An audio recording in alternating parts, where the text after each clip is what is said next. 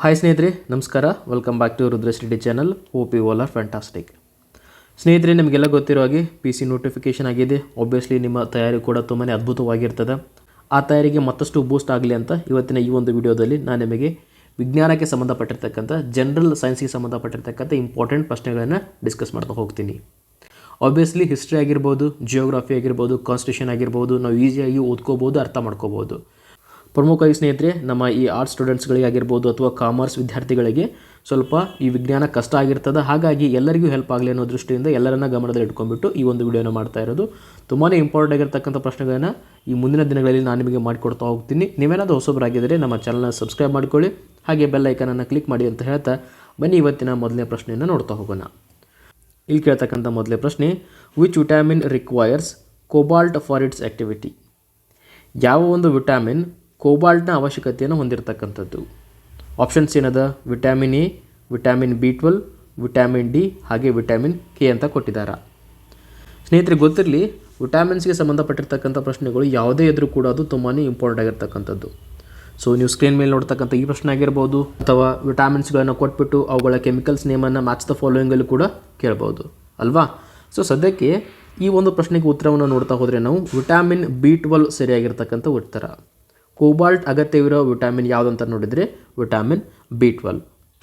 ಹಾಗೆ ನಾನು ನಿಮ್ಗೆ ಹೇಳಿದೆ ಕೆಮಿಕಲ್ಸ್ ನೇಮ್ಗಳನ್ನು ಕೂಡ ಕೇಳ್ತಾರಂತ. ಯಾವ್ಯಾವುದಕ್ಕೆ ಯಾವ್ಯಾವುದಪ್ಪ chemical name? For example vitamin ಎದ ಕೆಮಿಕಲ್ ನೇಮ್ ಏನಾದರೂ ಎಕ್ಸಾಮಲ್ಲಿ ಕೇಳಿದರೆ ನಿಮ್ಗೆ ಗೊತ್ತಿರಲಿ, ರೆಟಿನಾಲ್ ಅಂತ ಬರ್ತದೆ.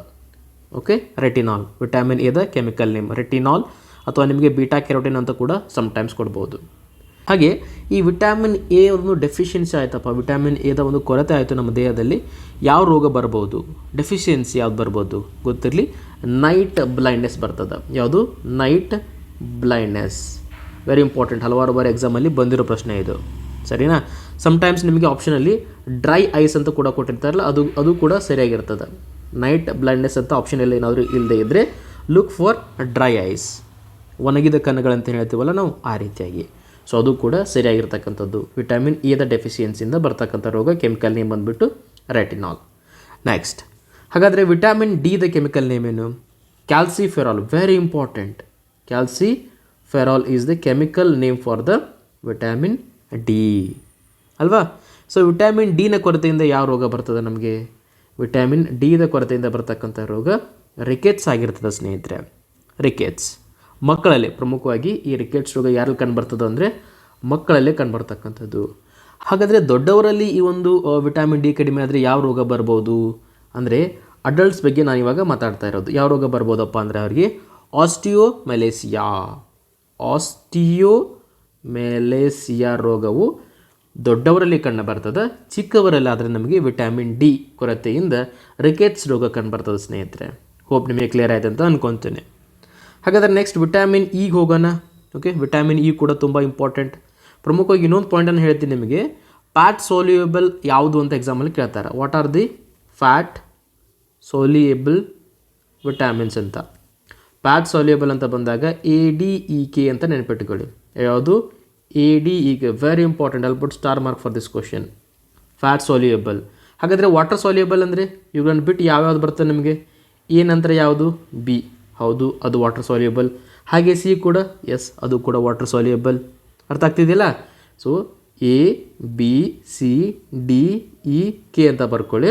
ಓಕೆ, ಹಿಂಗೆ ಬರ್ಕೊಂಡ್ಬಿಟ್ಟು ಇದರೊಳಗಡೆ ಈ ಬಿ ಮತ್ತು ಸಿ ಏನಿದೆಯಲ್ಲ, ಇವು ಎರಡೇ ನಮಗೆ ಏನಾಗಿದ್ದಾವೆ ಅಂದರೆ ವಾಟರ್ ಸೋಲ್ಯೂಬಲ್ ಆಗಿರ್ತಕ್ಕಂಥದ್ದು, ನೀರು ಸೋಲ್ಯೂಬಲ್. ಓಕೆ, ಇವುಗಳನ್ನು ಬಿಟ್ಟು ಉಳಿದಿರ್ತಕ್ಕಂಥ ADEK ಏನಾಗಿದ್ದಾವೆ, ಇವು ಫ್ಯಾಟ್ ಸೋಲ್ಯೂಬಲ್.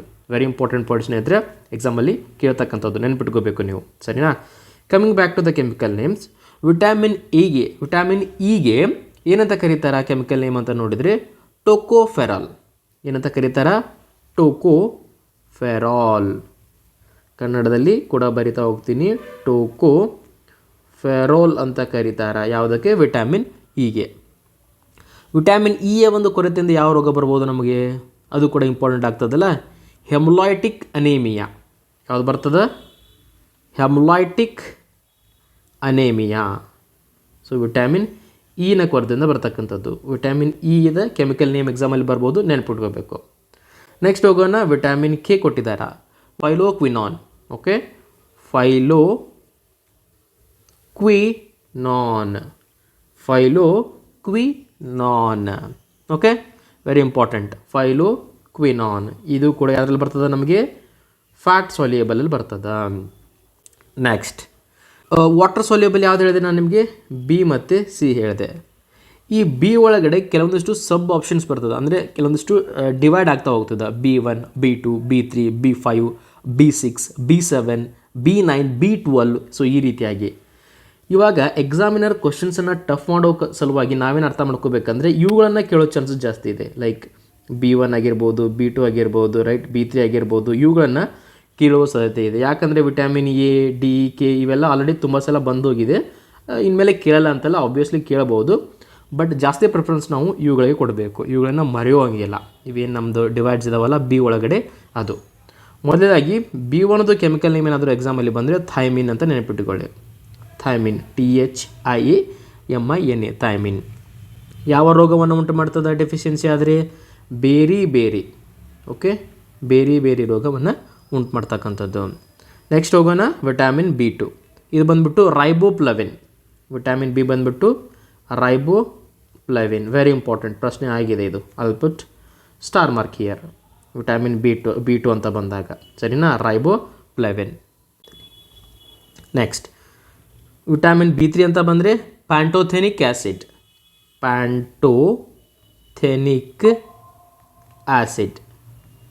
ವಿಟಮಿನ್ B6 ಅಂತ ಬಂದರೆ ಪಿರಿಡಾಕ್ಸೈನ್. ಓಕೆ, PUIRIDOXIN, ಪಿರಿಡಾಕ್ಸೈನ್ ಅಂತ ಕರೀತದ. ನೆಕ್ಸ್ಟ್ ವಿಟಮಿನ್ B7 ಅಂತ ಬಂದಾಗ ವೆರಿ ಇಂಪಾರ್ಟೆಂಟ್. ವಿಟಮಿನ್ B7 ಅಂತ ಬಂದಾಗ ಬಯೋಟಿನ್. ಓಕೆ, ಬಯೋಟಿನ್ ತುಂಬಾ ಇಂಪಾರ್ಟೆಂಟ್, ಎಲ್ಲ ನಮ್ಮ ದೇಹಕ್ಕೆ ನೆನಪಿಡಬೇಕು, ಬಯೋಟಿನ್. ನೆಕ್ಸ್ಟ್ ವಿಟಮಿನ್ B12, ಇಲ್ಲಿ ಆಪ್ಷನಲ್ಲಿ ನೋಡ್ತಾ ಇದ್ದೀವಿ ನಾವು. ವಿಟಮಿನ್ B12 ಇದು ಕೂಡ ಇಂಪಾರ್ಟೆಂಟ್ ಆಗಿರ್ತಕ್ಕಂಥದ್ದು. ವಿಟಮಿನ್ B12 ಕೆಮಿಕಲ್ ನೇಮ್ ಏನಂತ ಕೇಳಿದರೆ ಕೊಬಾಲಮಿನ್. ನೆನಪಿಟ್ಕೊಳ್ಳಿ, ಕೋಬಾಲಮಿನ್. ವಿಟಮಿನ್ B12 ಕೆಮಿಕಲ್ ನೇಮ್ ಆಗಿರ್ತಕ್ಕಂಥದ್ದು. ಉಳಿದಿರತಕ್ಕಂಥದ್ದು ಯಾವುದನ್ನು? ಬಿ ಬಗ್ಗೆ ಕಂಪ್ಲೀಟ್ ಗೊತ್ತಾಯಿತು ನಮಗೆ ಈ ವಾಟರ್ ಸಾಲ್ಯುಬಲಲ್ಲಿ. ಇನ್ನು ಉಳಿದಿರೋದು ಯಾವುದಪ್ಪ ಅಂದರೆ C the chemical name, very important, ascorbic acid. ಏನಪ್ಪ ಅದರ ಹೆಸರು? Ascorbic acid. ವೆರಿ ಇಂಪಾರ್ಟೆಂಟ್ ಆಗಿರ್ತಕ್ಕಂಥ ಸ್ನೇಹಿತರೆ ಇದು ಅಸ್ಕಾರ್ಬಿಕ್ ಆ್ಯಸಿಡ್ ಅಂತ ಬಂದಾಗ. ವಿಟಮಿನ್ ಸಿಯ ಕೊರತೆಯಿಂದ ಬರ್ತಕ್ಕಂಥ ರೋಗ ಯಾವುದು ನಮಗೆ? ಸ್ಕರ್ವಿ ಅಲ್ವಾ? ಇದನ್ನು ಆಲ್ರೆಡಿ ಕೇಳಿದೆ ನಾವು. ಸ್ಕರ್ವಿ ಏನಿದು? Bleeding ಗಮ್ಸ್, poor wound healing, right? So ಅದೆಲ್ಲ ಇದರಲ್ಲಿ ನಮಗೆ ಕಂಡುಬರ್ತದೆ ಸ್ನೇಹಿತರೆ. ನೆಕ್ಸ್ಟ್ ಇಲ್ಲೇನು ಕೇಳ್ತಾ ಇದ್ದಾರೆ? ಎರಡನೇ ಪ್ರಶ್ನೆ, which blood group is called universal recipient? ಯಾವ ಒಂದು ರಕ್ತದ ಗುಂಪನ್ನು ನಾವು ಸಾರ್ವತ್ರಿಕ ಗ್ರಾಹಕ, ಎಲ್ಲ ಬೇರೆ ಬೇರೆ ಬ್ಲಡ್ ಗ್ರೂಪ್ಗಳಿಂದ ನಾವು ರಕ್ತವನ್ನು ತೆಗೆದುಕೊಳ್ಬೋದಾಗಿದೆ, ರೈಟ್? ಸಪೋಸ್ ಇಲ್ಲೊಬ್ಬ ವ್ಯಕ್ತಿ ಇದ್ದಾನ, ಇವನಿಗೆ ಆಕ್ಸಿಡೆಂಟ್ ಆಗಿದೆ, ರೈಟ್? ಇವನಿಗೆ ಬ್ಲಡ್ಡನ್ನು ಕೊಡಬೇಕಾಗಿರ್ತಕ್ಕಂಥ, ಅಂದರೆ ಬ್ಲಡ್ ಅವಶ್ಯಕತೆ ಇದೆ. ಓಕೆ, ಸೊ ಅಂಥ ಸಮಯದಲ್ಲಿ ಯಾವ ಬ್ಲಡ್ ಗ್ರೂಪ್ ಇದ್ದರೆ ಯಾರು ಬೇಕಾದರಿಂದ ಅವ್ರು ತೊಗೋಬೋದು. ಸೊ ಈ ಕೆಳಗೆ ಕೊಟ್ಟಿರ್ತಕ್ಕಂಥ ಕೆಲವಷ್ಟು ಬ್ಲಡ್ ಗ್ರೂಪ್ಗಳಲ್ಲಿ ಒಂದು ಬ್ಲಡ್ ಗ್ರೂಪ್ ಹೆಂಗಿದೆ ಅಂದರೆ, ಆ ಒಂದು ಬ್ಲಡ್ ಗ್ರೂಪ್ ಇದ್ದರೆ ಅವ್ರು ಯಾವುದರಿಂದ ಬೇಕಾದ್ರೂ ತೊಗೋಬೋದು. ಎ ಇಂದ ತೊಗೋಬೋದು, ಬಿ ಇಂದ ತೊಗೋಬೋದು, AB ಇಂದ ಕೂಡ ತೊಗೋಬೋದು. ಸೊ ಆಪ್ಷನ್ ಏನು ಕೊಟ್ಟಿದ್ದಾರೆ? O negative, A positive, AB positive and B positive ಅಂತ ಕೊಟ್ಟಿದ್ದಾರೆ ಸ್ನೇಹಿತರೆ. ಯೂನಿವರ್ಸಲ್ ರೆಸಿಪಿಯೆಂಟ್ ಬಂದಾಗ AB ಗೊತ್ತಿರಲಿ ನಿಮಗೆ. ಯೂನಿವರ್ಸಲ್ ರೆಸಿಪಿಯೆಂಟ್ ಅಂತ ಬಂದಾಗ AB. ಸರಿಯಾದ ಉತ್ತರ ಸಿ. ಯಾರು ಬೇಕಾದವ್ರ ಕಡೆಯಿಂದ ಇವರು ತೊಗೋಬೋದಾಗಿರ್ತಕ್ಕಂಥದ್ದು ರಕ್ತವನ್ನು. ಹಾಗೆ ಯೂನಿವರ್ಸಲ್ ಡೋನರ್, ಯಾರಿಗೆ ಬೇಕಾದರೂ ಯಾರು ಕೊಡ್ಬೋದು ಅಂದರೆ ಯೂನಿವರ್ಸಲ್ ಡೊನೇಟ್ ಮಾಡ್ಬೋದು ಅಂತ ಕೇಳಿದರೆ ಇದು ಡೋನರ್, ಇದು ರಿಸೀವರ್. ಇವ್ರು ಯಾರು ಬೇಕಾದ ಕಡೆಯಿಂದ ರಕ್ತನ ತೆಗೆದುಕೊಳ್ಬೋದು, ಇವರು ಡೊನೇಟ್ ಮಾಡ್ಬೋದು. ಅರ್ಥ ಆಗ್ತಿದ್ದಿಲ್ಲ? Can donate anyone. Next ಇಲ್ಲಿ ಇನ್ನೊಂದಿಷ್ಟು ಪಾಯಿಂಟನ್ನು ಅರ್ಥ ಮಾಡ್ಕೋಬೇಕು ನಾವು. ಬ್ಲಡ್ಡನ್ನು ನಾವು ಫ್ಲೂಯಿಡ್ ಕನೆಕ್ಟಿಂಗ್ ಟಿಶ್ಯೂ ಅಂತ ಕರಿತೀವಿ. ಬ್ಲಡ್ಡನ್ನು ಓದಬೇಕಾದ್ರೆ ನಾವೇನಂತ ಓದಿದ್ವಿ? It is an connecting tissue, fluid connecting tissue. So ದೇಹದೊಳಗಡೆ ಇದೆಯಲ್ಲ ಬ್ಲಡ್ಡು, ಒಂದು ಕಡೆಯಿಂದ ನಮ್ಮ ಟಾಪ್ ಟು ಬಾಟಮ್ ನೋಡ್ತಾ ಹೋದರೆ ಏನಾಗಿದೆ? ಕಂಪ್ಲೀಟ್ ಕನೆಕ್ಟಿವಿಟಿ ಇದೆ ಅದಕ್ಕೆ. ಸೊ ಎಲ್ಲಾದರೂ ಗ್ಯಾಪ್ ಇದೆಯಾ? ಹಾಗೆ ಇದನ್ನು ಕನೆಕ್ಟಿವ್ ಟಿಶ್ಯೂ ಅಂತ ಆ ರೀತಿಯಾಗಿ ನಾವು ನೆನಪಿಟ್ಕೋಬೇಕಾಗ್ತದೆ. ಬ್ಲಡ್ಡನ್ನು ಅಧ್ಯಯನ ಮಾಡೋ ಶಾಸ್ತ್ರಕ್ಕೆ ಏನಂತ ಕರೀತಾರೆ? ಕಮೆಂಟಲ್ಲಿ ತಿಳಿಸ್ತಾ ಹೋಗಿ ಸ್ನೇಹಿತರೆ. Study of blood is known as. Let me no in the comment section. ಸದ್ಯಕ್ಕೆ ಈ ಬ್ಲಡ್ ಒಳಗಡೆ ಯಾವೆಲ್ಲ ಕಾಂಪೊನೆಂಟ್ಸ್ ಇರ್ತದೆ? ಇದರೊಳಗೆ ಇರ್ತಕ್ಕಂಥದ್ದು ಮೊದಲೇದಾಗಿ ಅರ್ಥ ಮಾಡ್ಕೋಬೇಕಾಗಿರೋದು ಪ್ಲಾಸ್ಮಾ ಇರ್ತದೆ. ಅದನ್ನು ಬಿಟ್ಟರೆ RBC ಇರ್ತದೆ. ನೆಕ್ಸ್ಟ್ WBC ಇರ್ತದೆ. ಹಾಗೆ ಕೊನೆಯದಾಗಿ ಪ್ಲೇಟ್ಲೆಟ್ಸ್ ಇರ್ತಾವೆ, ರೈಟ್, ಪ್ಲೇಟ್ಲೆಟ್ಸ್ ಇರ್ತದೆ. ಸೊ ಈ ಎಲ್ಲ ಕಾಂಪೌಂಡ್ಸನ್ನು ನಾವು ರಕ್ತದಲ್ಲಿ ನೋಡ್ತೀವಿ, ಪ್ಲಾಸ್ಮಾ, RBC, WBC ಹಾಗೆ ಪ್ಲೇಟ್ಲೆಟ್ಸ್. ಸೊ ಹಾಗಾದರೆ ಪ್ಲಾಸ್ಮಾ ಅಂದರೆ ಏನೇನು ಇರ್ತದೆ ಅದರೊಳಗಡೆ? ಇದರೊಳಗಡೆ 90-92% ವಾಟರೇ ಇರ್ತಕ್ಕಂಥದ್ದು ಪ್ಲಾಸ್ಮಾದಲ್ಲಿ. ಇದ್ರ ಕೆಲಸ ಏನಪ್ಪ? ಕ್ಯಾರಿಯಿಂಗ್ ದ ನ್ಯೂಟ್ರಿಯೆಂಟ್ಸನ್ನು ಕ್ಯಾರಿ ಮಾಡ್ತಕ್ಕಂಥದ್ದು ಬ್ಲಡ್ಡಲ್ಲಿ ಯಾವುದಂತ ನೋಡಿದರೆ ಪ್ಲಾಸ್ಮಾ ಆಗಿರ್ತದೆ. Okay, carries the nutrients, hormones and waste. Next RBC, red blood cells ಅಂತ ಕರಿತೀವಿ. ಸೊ ಇದು ಏನಿರ್ತಪ್ಪ? What it contains haemoglobin. ಎಕ್ಸಾಮಲ್ಲಿ ಕೇಳ್ಬೋದು ನಿಮಗೆ, ಹಿಮೋಗ್ಲೋಬಿನ್ ಎಲ್ಲಿ ಕಂಡು ಬರ್ತದೆ? RBC ಒಳಗೆ ಕಂಡು ಬರ್ತದೆ. ಅದರೊಳಗೆ ಇರ್ತಕ್ಕಂಥ ಎಲಿಮೆಂಟ್ ಯಾವುದು, ಏನಿರ್ತದೆ ಅದರೊಳಗಡೆ ಅಂತ ಕೇಳ್ತಾರೆ. Very important, iron. I'll put star mark for this one. Okay, ಹಿಮೋಗ್ಲೋಬಿನಲ್ಲಿ ಏನಿರ್ತದೆ ಅಂತ ಕೇಳಿದರೆ ನಿಮ್ಗೆ ಗೊತ್ತಿರಲಿ, ಐರನ್ ಇರ್ತಕ್ಕಂಥದ್ದು. ಇದ್ರ ಕೆಲಸ ಏನ? Carrying the oxygen from lungs to the body. ಲಂಗ್ಸ್ನಿಂದ ಬಾಡಿಗೆ ಆಕ್ಸಿಜನ್ನ ಸರಬರಾಜು ಮಾಡ್ತಕ್ಕಂಥ ಕೆಲಸವನ್ನು RBC ಮಾಡ್ತದೆ. ರೆಡ್ ಬ್ಲಡ್ ಸೆಲ್ಸ್ ಅಂತ ಕರಿತೀವಿ. ಹಾಗೆ WBC ಅಂತ ಬಂದಾಗ ವೈಟ್ ಬ್ಲಡ್ ಸೆಲ್ಸ್. ಸೊ ಇದ್ರ ಕೆಲಸ ಏನು? Very important, star mark. WBC main important ಕೆಲಸ ಫೈಟ್ ಇನ್ಫೆಕ್ಷನ್. ನಮಗೆ ಇದೇನು ರೋಗಗಳ ವಿರುದ್ಧ ಹೋರಾಡೋ ಶಕ್ತಿಯನ್ನು ಕೊಡ್ತಕ್ಕಂಥದ್ದು ಯಾವುದಪ್ಪ ಅಂದರೆ WBCನೇ ಆಗಿರ್ತದೆ. ಇನ್ನು ಕೊನೆದಾಗ ಇರ್ತಕ್ಕಂಥದ್ದು ಪ್ಲೇಟ್ಲೆಟ್ಸ್, ಕಿರುತಟ್ಟೆಗಳು ಅಂತ ಕರಿತೀವಿ ಕನ್ನಡದಲ್ಲಿ. ಇದರ ಕೆಲಸ ಏನು? It helps to clot and stop the bleeding. So ನಮಗೇನಾದರೂ ಗಾಯ ಆದಾಗ ಸ್ವಲ್ಪ ಹೊತ್ತು ರಕ್ತ ಬಂದುಬಿಟ್ಟು ಆಮೇಲೆ ಸ್ಟಾಪ್ ಆಗ್ತದೆ. ಅದು ಕಂಟಿನ್ಯೂಸ್ ಹಂಗೆ ಫ್ಲೋ ಆಗ್ತಾನೇ ಇರೋದಿಲ್ಲ. ಅದು ಹೆಂಗೆ ಸ್ಟಾಪ್ ಆಗುತ್ತಪ್ಪ? ಏನಿದೆ ಅದರೊಳಗಡೆ ಇವು ಕಿರುತಟ್ಟೆಗಳು ಇರ್ತಾವೆ, ಪ್ಲೇಟ್ಲೆಟ್ಸ್ ಇರ್ತಾವೆ. ಸೊ ಅವು ಹೆಲ್ಪ್ ಮಾಡ್ತದೆ. It helps in the clotting and stopping of the bleed. So ಇದು ಇಂಪಾರ್ಟೆಂಟ್ ಆಗಿರ್ತಕ್ಕಂಥ ಕೆಲಸ. ನೆಕ್ಸ್ಟ್, ಹಾಗಾದರೆ ಬ್ಲಡ್ ಡೆಫಿಷಿಯನ್ಸಿಯಿಂದ ಬರ್ತಕ್ಕಂಥ ರೋಗಗಳು ಯಾವುದು? ವೆರಿ ಇಂಪಾರ್ಟೆಂಟ್, ಬ್ಲಡ್ ಡೆಫಿಷಿಯನ್ಸಿಯಿಂದ ಬರ್ತಕ್ಕಂಥದ್ದು. ಇಷ್ಟೊತ್ತು ವಿಟಾಮಿನ್ ಡೆಫಿಷಿಯನ್ಸಿ ನೋಡಿದ್ದೀವಲ್ಲ, ಹಾಗೆ ಬ್ಲಡ್ ಡೆಫಿಷಿಯನ್ಸಿ ಡಿಸೀಸ್ ಅಂತ ಎಕ್ಸಾಮಲ್ಲಿ ಕೇಳ್ಬೋದು. ಮೊದಲೇದಾಗಿ ಬ್ಲಡ್ ಅಂತ ಬಂದಾಗ ನಮ್ಮ ಮೈಂಡ್ಗೆ ಇಮಿಡಿಯೇಟಾಗಿ ಬರ್ತಕ್ಕಂಥ ರೋಗ ಯಾವುದಪ್ಪ ಅಂದರೆ ಅನೇಮಿಯಾ. Okay, anaemia. ನೆಕ್ಸ್ಟ್, ಅದನ್ನು ಬಿಟ್ಟರೆ ಹಿಮೋಪೀಲಿಯಾ ಅಂತ ಎಕ್ಸಾಮಲ್ಲಿ ಓದಿದ್ವಿ ನಾವು, right? ಹಿಮೋಪೀಲಿಯಾ.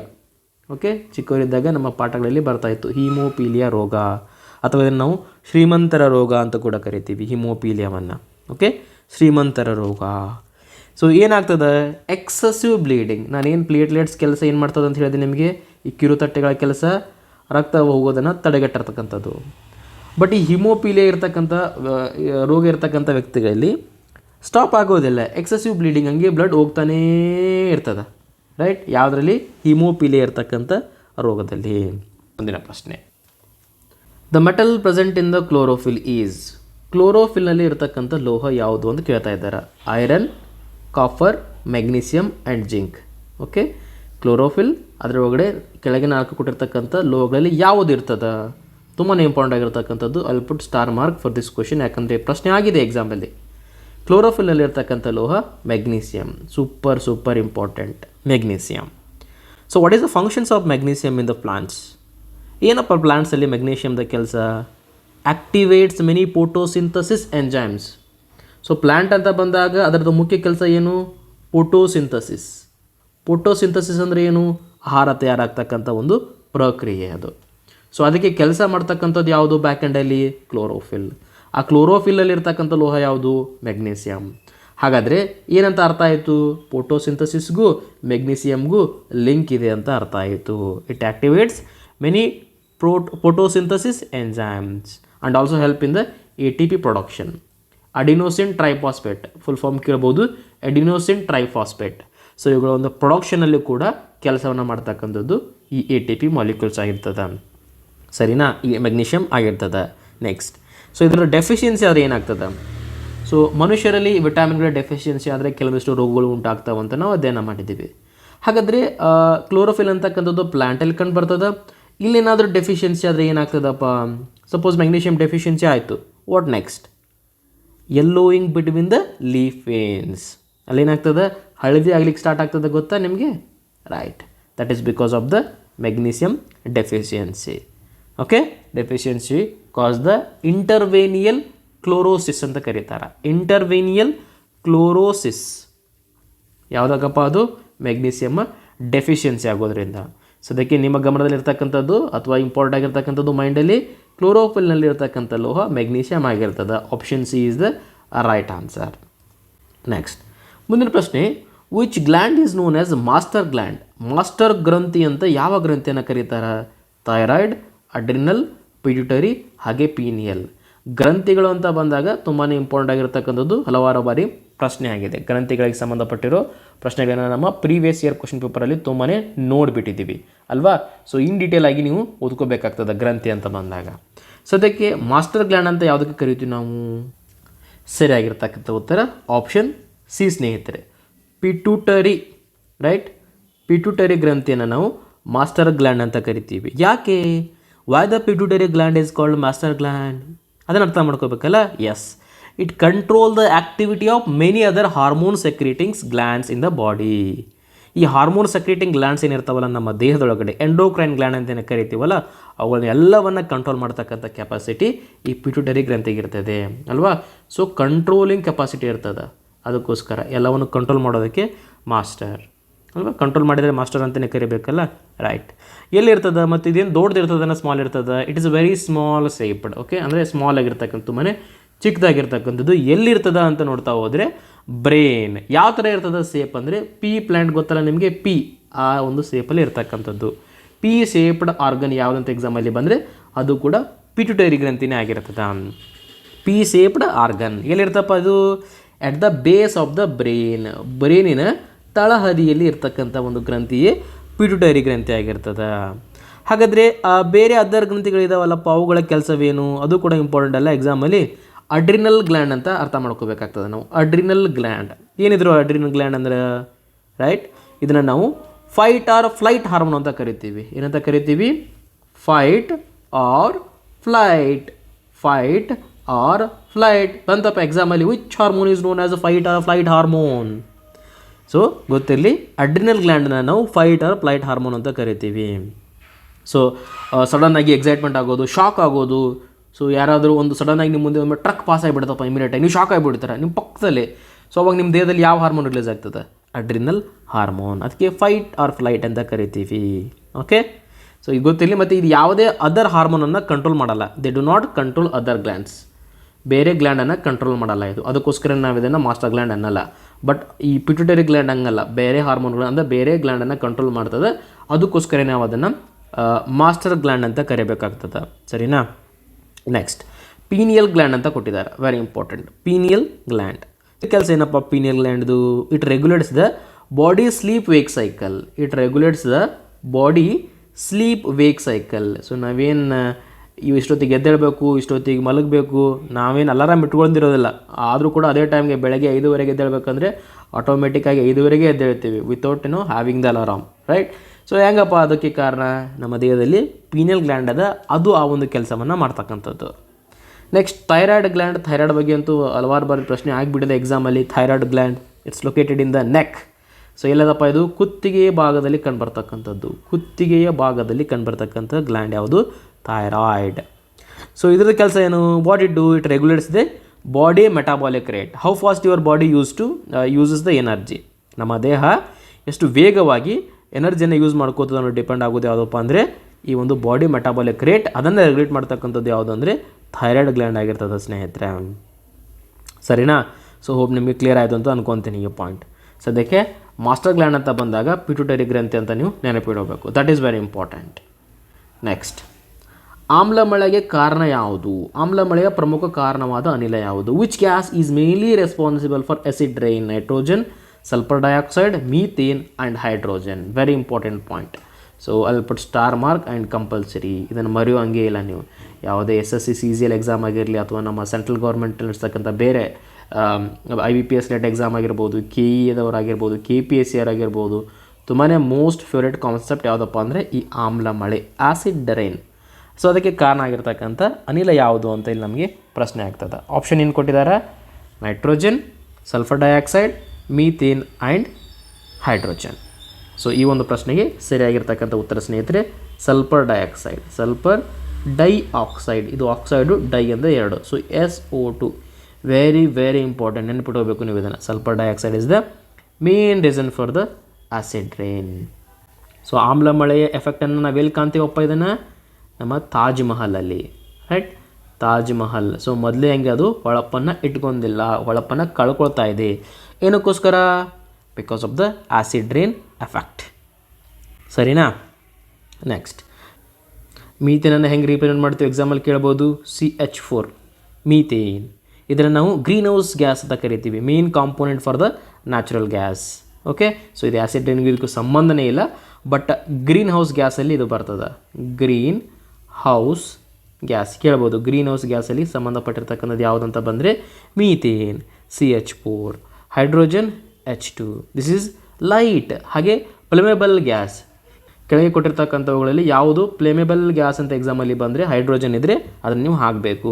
This is flammable. So ಇವಾಗ ಈ ಲಾರಿಗಳಲ್ಲಿ, ಟ್ರಕ್ಗಳಲ್ಲೆಲ್ಲ ಫ್ಲೇಮೇಬಲ್ ಇದೆ ಬರುತ್ತಾರಲ್ಲ, ದಿಸ್ ಈಸ್ ಫ್ಲೇಮೇಬಲ್. ಅಂತರವನ್ನು ಕಾಪಾಡಿಕೊಳ್ಳಿ, something like that. Okay, but it does not cause acid rain. ಅದು ಕ್ಲಿಯರ್ ಇರಲಿ ನಮಗೆ. Only sulphur dioxide form the sulphuric acid and it cause the acid rain. ಸರಿನಾ? Next ಅರ್ಥ ಮಾಡ್ಕೋಬೇಕು ನಾವಿಲ್ಲಿ. ಸ್ಮಾಗ್ ರಿಲೇಟೆಡ್ ಎಕ್ಸಾಮಲ್ಲಿ ಪ್ರಶ್ನೆ ಕೇಳ್ತಾರೆ, smog related. So what is smog? ಏನಪ್ಪ ಇದು ಸ್ಮಾಗ್ ಅಂದರೆ?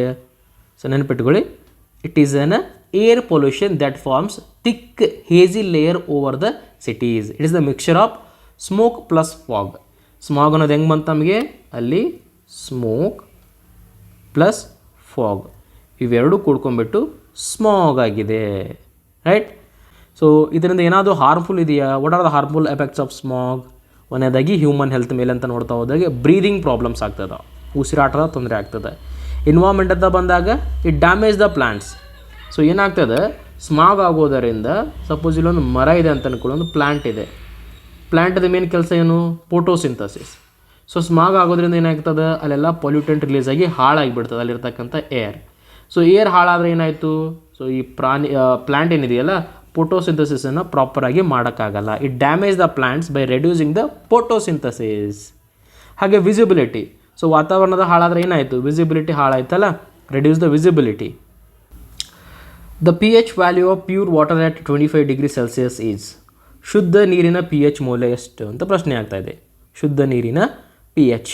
Okay, pure water at 25 degree Celsius ಅಂದರೆ ಏನದರ ಅರ್ಥ? That is a neutral. Acidic ಅಲ್ಲ, ಕ್ಷಾರೀಯ ಅಥವಾ ಕ್ಷಾರೀಯನೂ ಅಲ್ಲ, ಆಮ್ಲೀಯನೂ ಅಲ್ಲ ಅಂತ ಅರ್ಥ. ನ್ಯೂಟ್ರಲ್ ಅಂತ ಅರ್ಥ ಬರ್ತದೆ. ಇಟ್ ಇಸ್ ನೈದರ್ ಅಸಿಡಿಕ್ ನಾರ್ ಅಲ್ಕಲೈನ್. ಸೊ pH ಸ್ಕೇಲ್ ಎಲ್ಲಿಂದ ಎಲ್ಲಿ ತನಕ ಇರ್ತದೆ ಎಕ್ಸಾಮಲ್ಲಿ ಕೇಳ್ಬೋದು. 0 ಆರಂಭಗೊಂಡು 14 ತನಕ ಇರ್ತದೆ. pH scale runs from 0 to 14. So ಯಾವುದನ್ನು ನಾವು ಎಸಿಡಿಕ್ ಅನ್ಬೇಕು, ಹಾಗೆ ಯಾವುದನ್ನು ನಾವು ನ್ಯೂಟ್ರಲ್ ಅನ್ಬೇಕು ಅಥವಾ ಅಲ್ಕಲೈನ್ ಬೇಸಿಕ್ ಅನ್ಬೇಕು? ಸೊ ಇಂಪಾರ್ಟೆಂಟ್ ಅಲ್ಲ. ಸೊ pH ಅಂತ ಬಂದಾಗ 7ಕ್ಕಿಂತ ಕಡಿಮೆ ಇದ್ದರೆ ಅದನ್ನು ನಾವು ಎಸಿಡಿಕ್ ಅಂತ ಕರಿತೀವಿ, ಕನ್ನಡದಲ್ಲಿ ಆಮ್ಲೀಯ ಅಂತ ಕರಿತೀವಿ. ಎಷ್ಟಕ್ಕಿಂತ ಕಡಿಮೆ ಇರಬೇಕಪ್ಪ? 7ಕ್ಕಿಂತ. ಸಪೋಸ್ ಅದು ಎಕ್ಸಾಕ್ಟ್ 7 ಇತ್ತಂದರೆ ಏನಂತ ಕರಿತೀವಿ? ಹಾಗಾದರೆ ಅದನ್ನು ನಾವು ನ್ಯೂಟ್ರಲ್.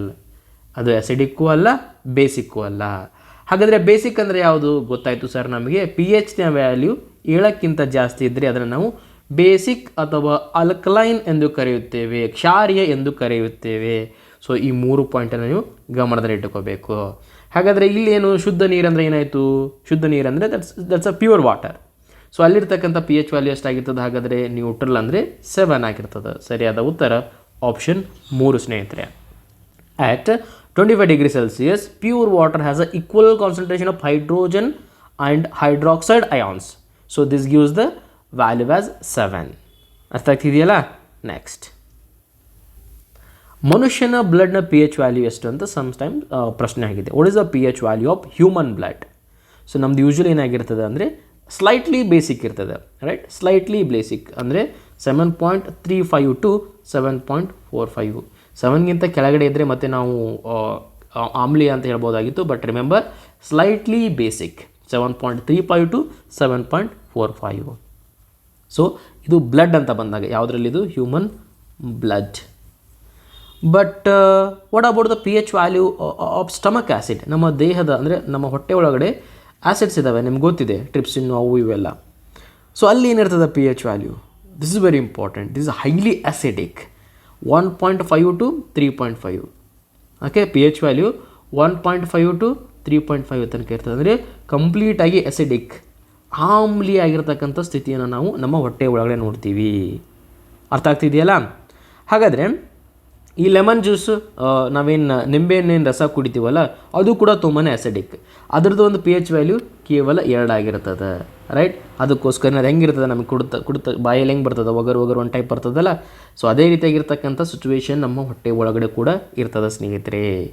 ಗೊತ್ತಾಗ್ತಿದೆಯಲ್ಲ? ನಾರ್ಮಲ್ ಬ್ಲಡ್ ಅಂತ ಬಂದಾಗ that's very basic. So value is 7.35 to 7.45 ಅಂತ ಅರ್ಥ ಮಾಡ್ಕೊಳ್ಳಿ.